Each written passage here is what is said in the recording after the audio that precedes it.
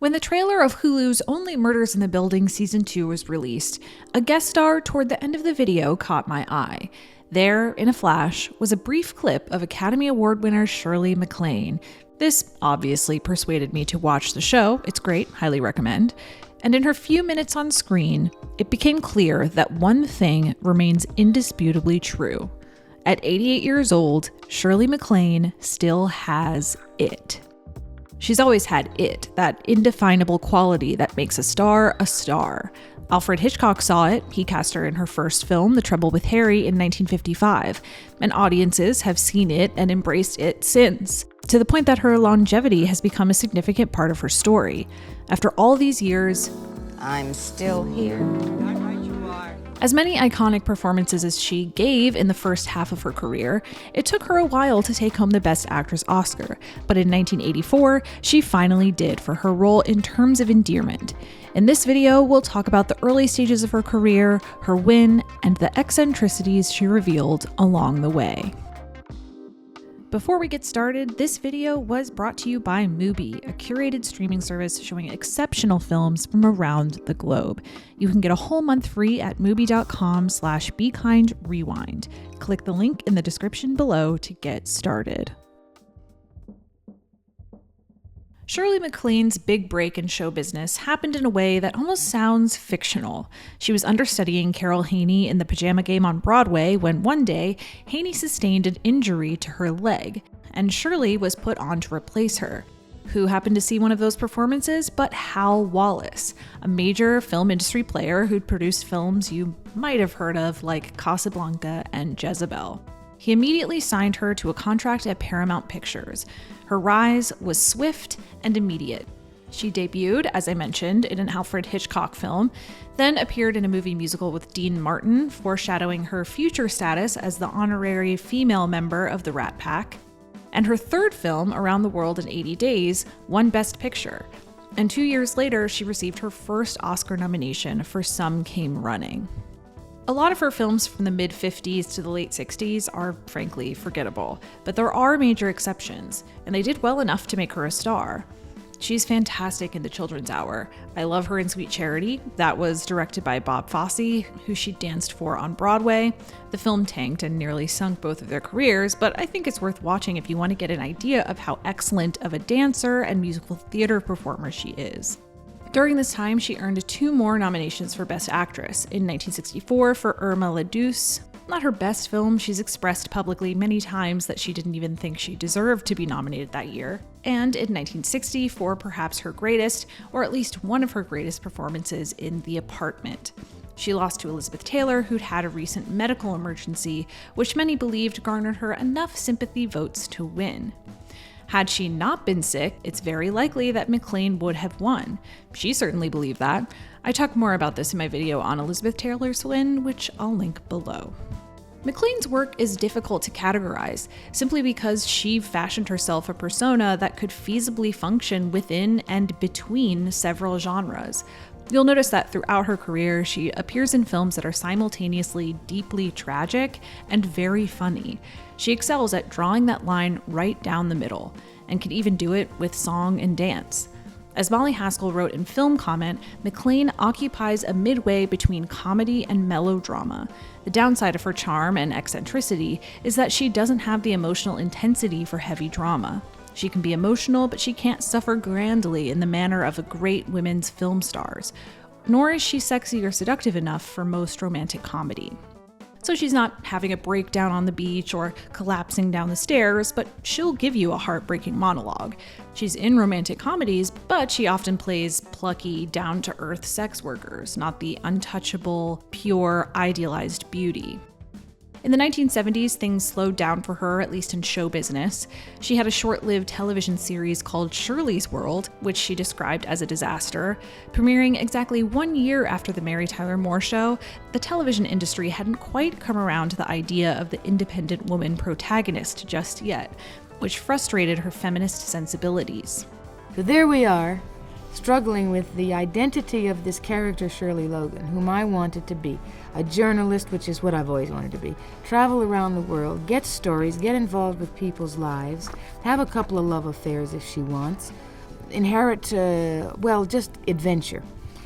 Well, the producers seemed to feel that a woman of that kind of freedom, that kind of independence, without something to feel guilty about, was not identifiable to the American public, which is more a reflection on his lack of respect for the people in America than it was the lack of respect for an independent woman, because I think there were a lot of people out there that would like to see a woman enjoying herself. Well, that's where we came loggerheads. I should have quit. She turned her attention elsewhere, to various social causes, to travel, and notably to George McGovern's 1972 presidential campaign. She actually became a delegate to the Democratic Convention, where she fought to keep abortion out of the party platform because, as she later wrote in the New York Times, it seemed to me a strong abortion plank would hurt not only George McGovern, but the issue itself. It was in his interest to sacrifice idealism on the altar of pragmatism. This resulted in a screaming match with her good friend Bella Abzug, which, by the way, is actually depicted in the TV show Mrs. America. And you have to have more women visible in your campaign because right now they're just not there. Shirley MacLaine notwithstanding. The Supreme Court handed down its decision on Roe v. Wade 6 months later. She also became very interested in China around this time and was invited to lead a delegation of quote-unquote regular American women to the country to see what it was all about. She eventually produced a documentary about this with filmmaker Claudia Weil, whose film Girlfriends is fantastic if you haven't seen it, which was nominated for an Academy Award. By the late 70s, the consensus in Hollywood on Shirley MacLaine was that she was maybe too occupied with other things, and it was cutting into her film career. She hadn't made a film in 6 years when she took a role in The Turning Point, a film about a pair of friends who used to dance together. Shirley's character left the dance world, but has a daughter who becomes very interested in pursuing it.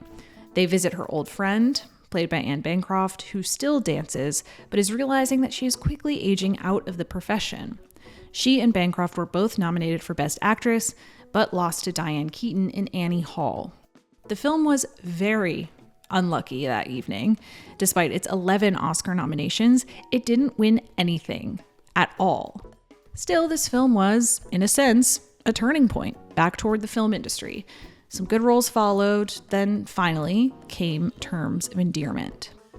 Terms of Endearment tracks the relationship between Aurora Greenway and her daughter Emma, played by Deborah Winger. Emma is eager to carve her own space in the world, but life isn't quite as easy as she anticipated, and she must lean on her mother for support as her marriage collapses. Aurora is a tightly wound woman with strict standards. An empty nester, she begins to loosen up when she begins a relationship with her neighbor, played by Jack Nicholson. I won't spoil the ending for you, but if you haven't seen it, know that there is a reason everyone describes this film as a tearjerker. In 2019, Shirley MacLaine described this production as absolutely the toughest shoot I ever had, partly because she and Deborah Winger famously did not get along.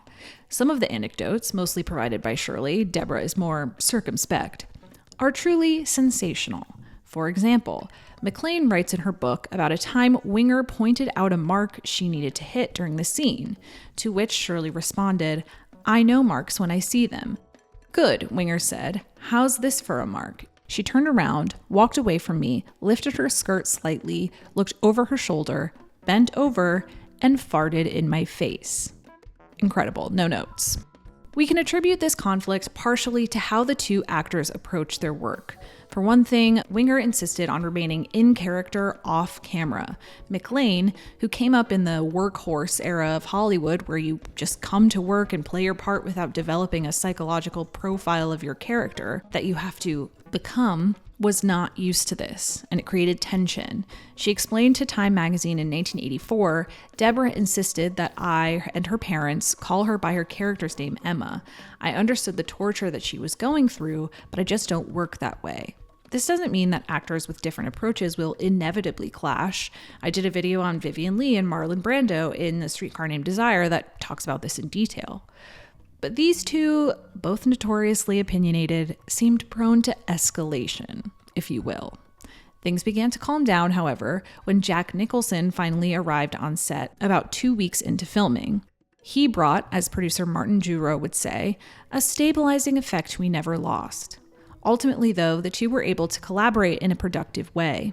MacLaine continued in time. It misses the point to say that we didn't get along. Deborah tears herself apart, but then this movie was the most loving and tearing professional experience I've ever had, and I think that goes for all of us. Whatever issues they may have had behind the scenes, their chemistry, that push and pull of needing someone who challenges you, makes the film work. Both actors do fantastic work here. Because the film also has comic elements, MacLaine is able to flex many aspects of her skill. There's the slight camp of a late-night call with her crush as she's wrapped in a silk robe, but there's also the shattering vulnerability of realizing she might lose the thing she loves most. It's that middle ground, once again. Now, one interesting thing I'd like to point out about the reception to her performance is that this was considered a de-glamming role. I think we typically think of de-glamming this way, as a drastic transformation in which an actor's existence as a movie star is seemingly erased. Shirley, however, was considered to be de-glamming because she allowed her character to age naturally. So I guess this is de-glamming in 1983. Which, of course, seems absurd now because she was only 51 years old at the time and looks fantastic. But that she ostensibly eschewed the beauty of movie stardom was seen as evidence of her taking her craft seriously.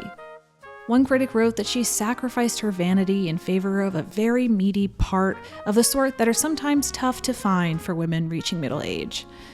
Director James Brooks told the New York Times, "A movie star's body is her fortune, and I was forcing the imperfections of her body to be blown up 100 times.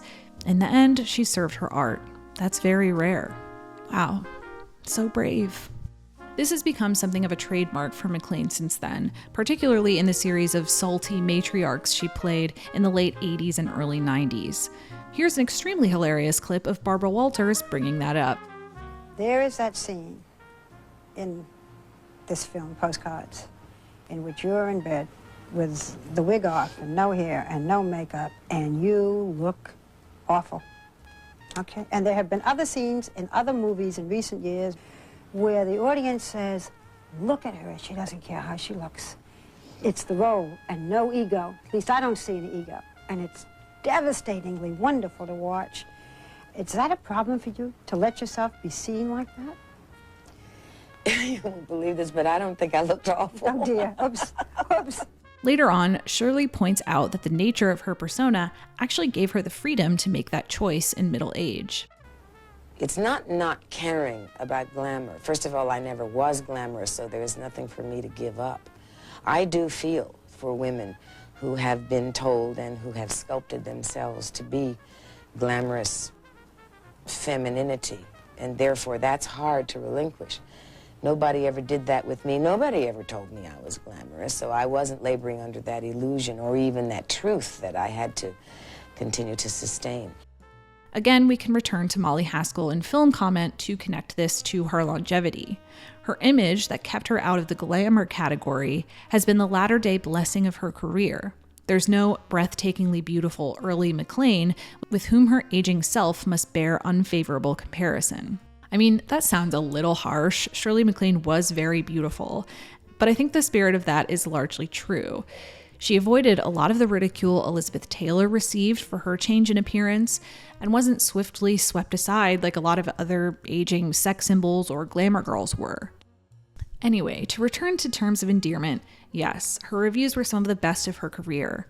Vincent Canby wrote in the New York Times that her final scenes in the film are among the best things she, or any other actress for that matter, has done on screen this year. There's a gravity and intelligence in this work that justifies everything Miss MacLaine has ever done before, and if the gods are attending, will win her not only an Oscar nomination, but the award itself. He wasn't the only one making early predictions about her awards viability. In December of 1983, months before nominations were even announced, critics and industry journalists singled MacLaine out not only as a surefire Best Actress nominee for Terms of Endearment, but also the probable winner. If you feel like betting the mortgage on one Academy Award, one paper said, you could do a lot worse than backing Shirley MacLaine for Best Actress for her performance in Terms of Endearment. She's an odds-on favorite. It really seemed like nothing could possibly stop Shirley, not even herself. In the summer of 1983, just before the premiere of Terms of Endearment, Shirley MacLaine published her third book, Out on a Limb. Her first books, Don't Fall Off the Mountain and You Can't Get There From Here, are somewhat conventional autobiographical works. She chronicles her middle-class Virginian upbringing with her brother Warren Beatty, her entrance into the world of dance, her break in Hollywood, all the way through her anti-war activism to her trip to China in 1973. Out on a Limb is autobiographical, but it also revealed a new side of Shirley that is, let's say, a little more unconventional. This is the book in which Shirley MacLaine first outlined her beliefs in reincarnation, in trance channeling, astral projection, and extraterrestrials. It did not receive the raving reviews her acting would months later. Critics accused her of recycling the icons and buzzwords of some of today's pop philosophies, of overselling herself as a metaphysical guide, and worst of all, they wondered if she had not only gone out on a limb, but completely around the bend. I'm not here to give my own opinions on her beliefs, but I'm bringing this up because her spirituality has become intrinsically linked to her public persona, and because I wanted to find out how this might have affected her chances at winning the Oscar. When I was researching this, I tried to imagine what might happen if, in 2022, an actress released a book in which she claimed she was once a Moorish peasant girl who had sex with the Roman Emperor Charlemagne. First of all, the discourse on Twitter would be absolutely unparalleled. She's a 10, but she thinks she committed suicide in Atlantis. Hi, I have a PhD in religion studies. Here's what Shirley MacLaine's book gets wrong about reincarnation. Thread, 1 out of 75. I'm a God-loving mom of 3. What am I supposed to tell my children when they hear things like Jesus Christ developed mystical powers by studying with holy men in India? Woke Hollywood is ruining America. The commodification of spirituality by celebrities? I'm tired, y'all. I don't know, some of her ideas seem good to me. Maybe respect her beliefs and touch some grass. Liza Minnelli has outlived several versions of Shirley MacLaine. If an actress said this today, she could very easily become a joke, someone you ironically stan and meme into oblivion. She would also receive, I'm sure, legitimate criticisms and questions about monetizing these beliefs, particularly the ones borrowed from Asian cultures. It just seems like the kind of thing that could torpedo an awards campaign, simply because it could turn into a PR nightmare. However, as far as I can tell, it had almost no impact whatsoever on her chances. Only Vincent Canby's review in the New York Times even bothered to mention it, and he framed it as a compliment to her acting.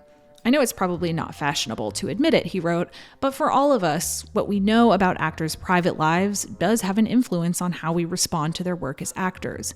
Sometimes it increases our interest. Quite often, however, it tends to interfere with what we're seeing on screen. He goes on to mention Jane Fonda's politics and that seeing Elizabeth Taylor plump is to have our dreams betrayed. A, gross, and B, call back to that Haskell quote, hello. He continued, I also suspect that Shirley MacLaine's very busy private life has had some effect on the way that a lot of people look at her work as an actress. She sometimes seemed too busy creating a public character to be able to create the fictional ones that are a performer's profession. Under ordinary circumstances, these thoughts might not be relevant, but they do have a lot to do with the great surprise and immense pleasure audiences will feel when they see Terms of Endearment. In other words, she's so good that you really won't be thinking about all her other business and whether or not you find her kooky. To be clear, people did make fun of Shirley for this, and still do. Notably, David Letterman, who made her a regular punchline on his show and eventually conducted a very awkward interview with her in which he pressed her on her beliefs against her wishes, which did not end well for him. Maybe Cher was right. Maybe you are an ass. People also wondered how this would affect her chemistry with other actors. During my research for my Dolly Parton video, for example, I found plenty of clips of people asking her whether or not, as a Christian, she was able to get along with Shirley when they filmed Steel Magnolias. However, most of the people who were skeptical of her beliefs wrote them off as some new Californian trend, representative of the blooming early 1980s New Age movement, which saw the widespread popularization of things like crystals, astrology, and many of the ideas she writes about in Out on a Limb. On that note, it's also true a lot of people were open to what she has to say. Her book was, in some sense, a risk because it espoused ideologies that weren't mainstream, but it also didn't present ideas that were threatening or dangerous. She wasn't associated with a religious institution that had historical baggage or questionable recruiting practices. She was basically just a kind of eccentric woman asking questions that most people tend to ask themselves every once in a while. Questions like, why are we here? Do we really die? Have we lived before? Is there life after death? Are we just an accident? You know, simple questions like that. A lot of women bought into this. If Jane Fonda offered them a physical workout for self-improvement, then Shirley MacLaine offered an inner workout for self-improvement. Literally. Welcome to an hour or so of a new way to relax, of a new way to reduce stress, and a new way to work within yourself to achieve harmony. Books, instructional videos, workshops, a TV movie that told the story of Out on a Limb in a narrative form. She kind of became a celebrity guru, mocked by some, admired by some. I mean, nothing says you've at least got a few allies better than the endorsement of Oprah Winfrey. I invited her to the show because I had read and loved her memoir Out on a Limb while filming The Color Purple. The international bestseller detailed Shirley's lifelong spiritual quest, and reading her story was life-changing for me. In fact, her writings helped inspire my own spiritual awakening. So, with minimal fallout from her book and some of the best reviews of her career, Shirley MacLaine, as predicted, was nominated for Best Actress. Her fellow nominees included Julie Walters in Educating Rita, Jane Alexander in Testament, Meryl Streep in Silkwood, and Deborah Winger, of course, in Terms of Endearment. In Testament, Jane Alexander plays a suburban mother who survives a nuclear blast and guides her family through the fallout. It's not clear in the film who dropped the bomb, although it certainly capitalized on Cold War anxieties that were festering in the early 1980s. This was Jane's fourth Oscar nomination, but Testament was apparently not widely distributed. In fact, it was originally intended for television and eventually ran on PBS about a year after this theatrical release. If anyone were to contest Shirley MacLaine's win for Best Actress, it would have been Meryl Streep, who was seen as her most serious rival. Silkwood tells the true story of Karen Silkwood, a union activist who worked at a nuclear reactor and began organizing when she discovers that the workers' health is at risk due to lax safety measures. At this point, Meryl Streep could do literally anything she wanted to do in her career. The year prior, she'd won her second Oscar for Sophie's Choice, which is still regarded as one of the best performances given in 20th century American film. In fact, she'd been back from Yugoslavia filming Sophie's Choice only 3 weeks before she started rehearsals for Silkwood. Now, to expose myself a little here, Silkwood is definitely one of my top 3 favorite Meryl Streep performances. I think she's wonderful here, and turns out most critics pretty much agreed with me. It seems, however, that Streep had essentially become a victim of her own success. With 2 Oscar wins in 5 years, Streep fatigue was setting in. She may have been shatteringly effective in her utterly realistic performance, but she had also received so much praise that critics may be tired of singling her out. 2 wins in a row, a difficult prospect for any actor, was not in the cards for her. Deborah Winger might have posed a challenge. She was an in-demand young actress with box office and critical credibility, with films like Urban Cowboy and An Officer and a Gentleman to her name. Her reviews for Terms of Endearment were also very positive. She showed herself to be an astonishingly vital screen actress, able to imbue even the relatively drab Emma with urgency and passion, and was heralded as one of the brightest young actresses on the screen. Now, sometimes having 2 actors from the same film in the same category can be perceived as a disadvantage because it's hard for voters to choose one over the other. Think Susan Sarandon and Gina Davis in Thelma and Louise, or even Anne Bancroft and Shirley MacLaine in The Turning Point. Sometimes, though, voters and critics very explicitly rank actors in the same film. They like the movie, they like both performances, but obviously hone in on one over the other the deeper into awards season they get. More recently, we can point to Daniel Kaluuya and Lakeith Stanfield in Judas and the Black Messiah. This was basically the case for Shirley MacLaine and Deborah Winger. While she received positive reviews, she never received the fanfare Shirley MacLaine did, nor was she assumed to be an obvious awards contender so early in the season. Everyone seemed to have picked their favorite early, and it apparently wasn't very hard to do so. Julie Walters made her film debut in Educating Rita, reprising the role she played on stage in London. Rita is a working-class hairdresser who joins a literature course at a university in an attempt to escape the routine of her everyday life. Although Walters won a series of major awards for this role, specifically the BAFTA for Best Actress, she was never considered a favorite to actually win. In fact, the New York Times noted that of the 5 nominees, only her presence was a surprise. Her nomination didn't seem like a surprise because people thought she didn't deserve it. It seemed like a surprise because a lot of people in the industry expected that 5th slot to be occupied by Barbra Streisand, who made her directorial debut in 1983 with Yentl, the story of a young woman who pretends to be a boy in order to study at a yeshiva. The snub wasn't for lack of trying. MGM spent more on campaign ads for Yentl than Paramount did for Terms of Endearment. Instead, it was retaliation, widely interpreted, as journalist Greg Kilday wrote in the Washington Post, a personal slap at Streisand, who had defied most of the power brokers in the movie business by insisting on writing, directing, producing, and acting in Yentl. She was too difficult, too power-hungry, too full of herself. She needed to be put in her place, and the Boys Club made sure she was. Shirley remained the clear and obvious choice through it all. As one paper put it, in 1984, there are 3 things certain in this world: death, taxes, and an Oscar for Shirley MacLaine. Her candidacy was bolstered by the general popularity and success of Terms of Endearment. By the time the Oscars rolled around, it had brought in nearly $100 million at the box office.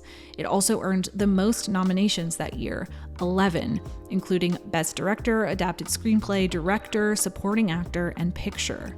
All 5 of those it won. The show that night lasted 3 hours and 45 minutes, which angered not only the viewers, but also the audience, which explains this quip from Shirley upon her win. I'm gonna cry because this show has been as long as my career. Her acceptance speech is really good. It's actually one of my favorites.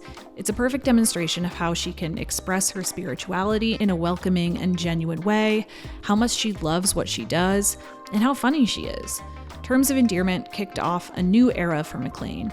Her live shows became the most in-demand ticket in town, and she started taking those strong-willed, sassy, distinguished older lady roles that I mentioned earlier, which basically remains her type to this day.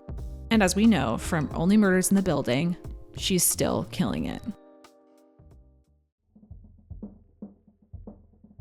Thank you again to Mubi for sponsoring this video. Mubi is a curated streaming service, the perfect place to watch beautiful, interesting, incredible cinema. Every day, Mubi premieres a new film, each one hand-picked by their curators. From iconic directors to emerging auteurs, there's always something new to discover. It's like your own personal film festival, streaming anytime, anywhere. If you watched my video about Deborah Kerr, you probably noticed that I love the film Black Narcissus.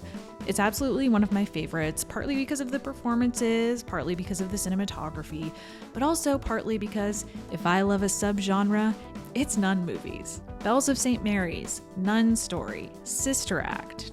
Get into it. Not sure what that says about me, not trying to find out. Anyway, the good news for me is that Mubi currently has a Sinful Sisters Nunsploitation series running, which features blasphemous delights such as Visions of Ecstasy and Mother Joan of the Angels. What I love about Mubi is it always introduces me to something new. Sure, I'd heard of more obvious entries in this genre like Black Narcissus, but this streaming service really makes an effort to widen your perspective beyond the obvious. You learn so much, and it's pretty essential if you want to get into film. You can try Mubi free for 30 days at mubi.com/BeKindRewind. That's mubi.com/BeKindRewind for a whole month of great cinema for free.